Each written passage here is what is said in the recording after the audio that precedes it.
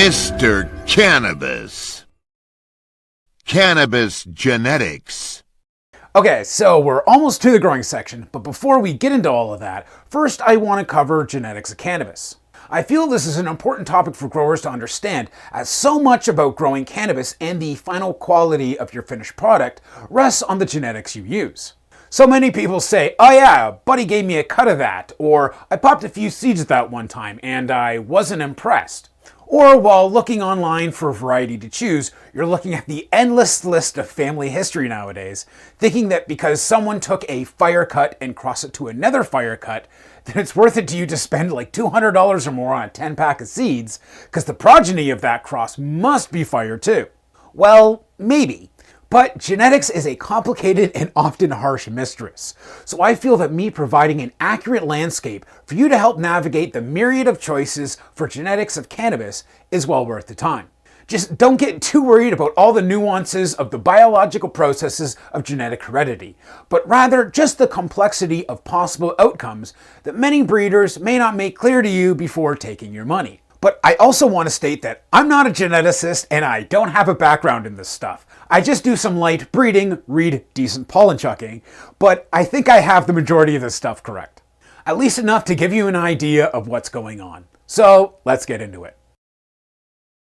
There are three main types of cannabis plants: Sativa, which are indigenous to Central and Eastern Asia; Indica, which originate in the Hindu Kush mountain range; and Ruderalis, from southern Siberia.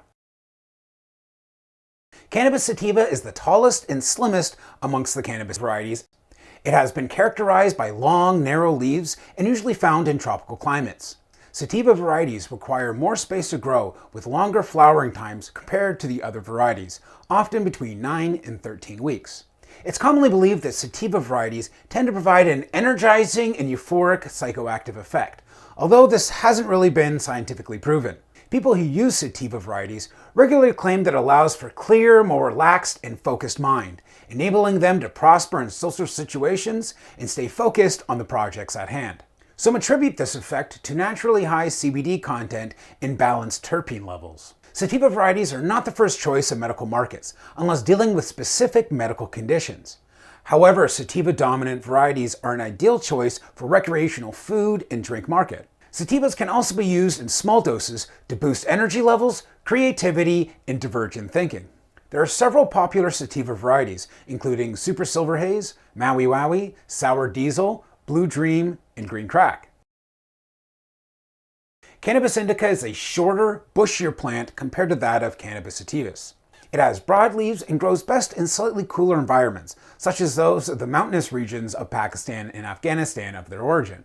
Indicas are less tolerant of humid conditions and require more monitoring to avoid mold growth. They have a much shorter flowering period than sativas, usually 7 to 9 weeks. Indica varieties produce a body-centric effect that can be used to soothe muscles, aches, and pains. They can also help induce sleep and tackle insomnia. These attributes usually make indica-dominant varieties preferable for medical use. Indica strains are known to have a relaxing and calming effect on the body, making them ideal for pain management. Indica varieties are preferred by recreational users who seek a more sedative and relaxing experience. Some popular indica varieties include Northern Lights, Hindu Kush, Blueberry, and G13. As mentioned, these varieties are known for relaxing and calming effects, making them ideal for medical use or for those just looking to unwind after a long day. Cannabis ruderalis can grow nearly anywhere and doesn't depend on light exposure for the flowering process. It enters the flowering stage after achieving a certain age and is adapted to grow in harsh and unpredictable weather conditions. Ruderalis plants generally have small, thick leaves with few branches and a fibrous stem. However, over the last 20 years, hundreds of auto varieties have been bred, with all manner of genotypic expressions. Some varieties are very similar to the original named variety, simply coming in auto form. The main downside with autos is that if you find a keeper, you can't keep her. They're a one-and-done grow, unless you self-pollinate her before you even know her potential. Since it's not a photoperiod variety, you can't just re-veg her once you find out the buds are nice. They're not suitable for normal breeding practices, as you're unable to keep mums and take clones, so phenoselection and breeding must be done in a singular life cycle. Generally, they take about 10-11 weeks from sprouting to harvest. With all that being said, most varieties nowadays are hybrids between Sativa and Indicas, so the lines have mostly been blurred. And so the growth patterns and highs are generally more Sativa or Indica dominant, rather than being outright one or the other. There are still some older varieties that were bred well and hanging around. Some lovely landrace genetics, which simply means old or traditional variety of a certain location separate from the modern genetic pool. Speaking of genetic pools,